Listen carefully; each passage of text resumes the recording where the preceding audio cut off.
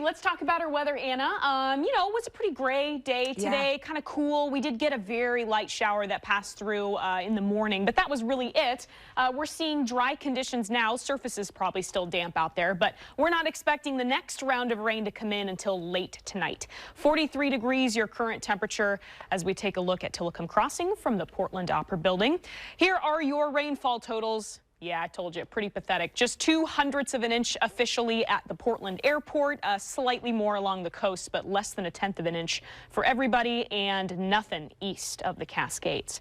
Here's a look at today's high temperatures. We were in the low to mid 40s around the Portland metro area, upper 40s for Salem and Eugene.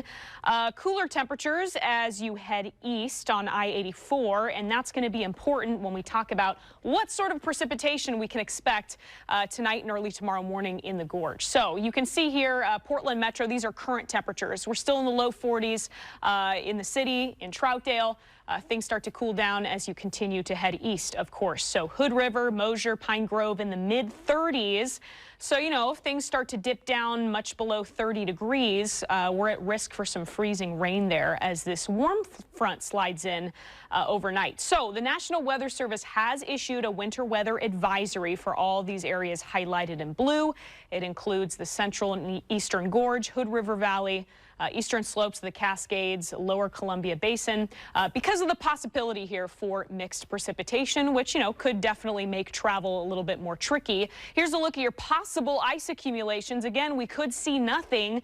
The difference here is just, a degree could separate the difference between rain or freezing rain or some sort of wintry mix. But the potential is there for up to 1/2 inch of ice. That'd be more likely a little bit further east, like east of Hood River. But something to keep in mind if you're traveling early tomorrow morning on I-84. Let's time things out. Let's see how our graph forecast model handles this. So again, this system comes through overnight tonight. This is about midnight.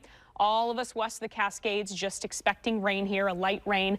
Here's that pink. So pink is freezing rain. We got a little bit of purple there around Hood River. That's ice pellets, and then maybe snow even further east and in central and eastern Oregon as well.